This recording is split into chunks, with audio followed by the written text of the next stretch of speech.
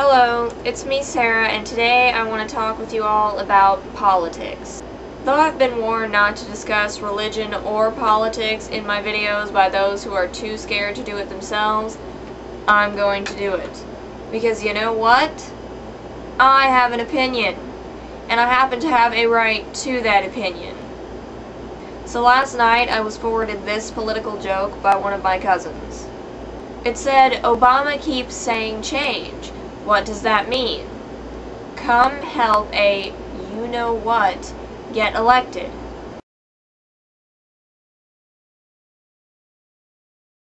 Now, you know how you may be online surfing the web and you'll come across this joke that is totally terrible, maybe even racist joke, but you kind of laugh to yourself because you're all alone and no one else is there?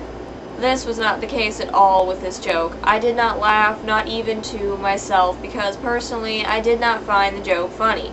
And some of you out there may be thinking, ha ha ha ha, well, that joke was kind of funny. I actually didn't find the joke funny at all.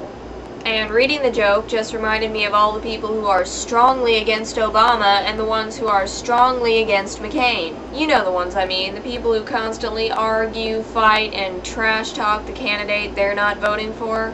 Well, I personally think that that is so freaking stupid. And this is really the first year that I have started taking an active interest in politics and begun to sort of explore new things and form my own opinions.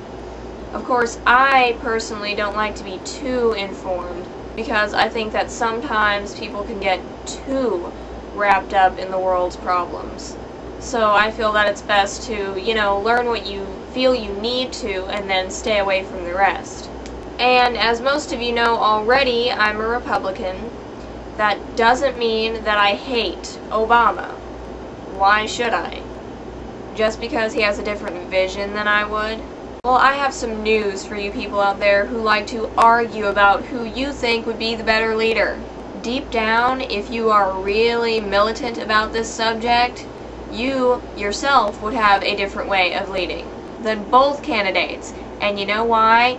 Because every single person differs in at least one thing. And so far, I've found that people tend to vote for the person whom they agree with the most. But I think that if that person themselves were given the choice to lead, how much do you want to bet that they would at least do one thing different than the two candidates that are running? What I'm trying to say is bashing somebody because their views are different than the person that you are voting for is really, really stupid. Hey, if you're old enough to vote, go ahead. If you have an opinion, by all means, voice it. But that doesn't mean that you have to tear the other candidate to shreds because there's just no cause for that kind of crap. By all means, discuss your views, who you think should win, why you think that person should win. Talk about different things that your candidate wants to change. But when you resort to name-calling and mudslinging, just what exactly are you hoping to achieve? They may be running for office, an extremely important job, but they're people too. And just because you disagree with their politics doesn't give you the right to attack them personally with rude and hateful statements.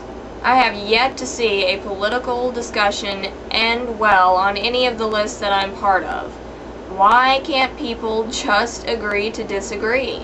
Nearly every person on the Bobby Darin Yahoo groups is a Democrat, and it's there on these boards that I discovered I was a Republican. There is this one particular list open for Darin fans and political discussion, and I'm sure all of you can imagine what it's like to be the only Republican on a list of 60 people. And one day, one of these older ladies was posting on there about what a moron McCain was and how she was just in hell because he was running for president and how she just prayed every night that she would awake to a world where McCain and Palin did not exist. Actually, I've seen McCain and Palin called some really horrible names on that list. So, I went to their defense and took on several militant Democrats. And not because I was the only Republican on that list and wanted to argue my side, but because they were bashing two human beings.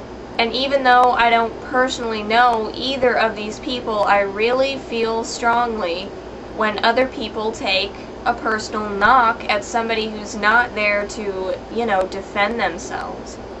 I just feel really strongly about people who get bad-mouthed and can't defend themselves, no matter who they are. I just don't think that it's right to talk about people like that anywhere. I mean, I may not vote for Obama, but he seems like a really great guy.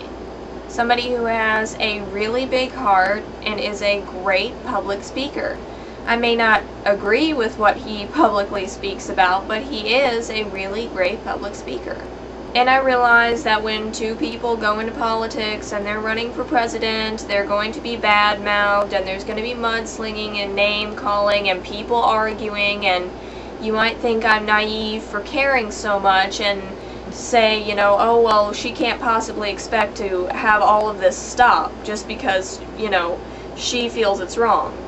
If you got a bad mouth, do it. But don't expect to talk bad about somebody like that around me, because I will say something about it. You can badmouth all you want, just don't do it around me. So there you have it. I talked about politics in one of my videos. Oh gosh. But I just wanted to vent and express, so thank you for watching this video, and until next time, bye.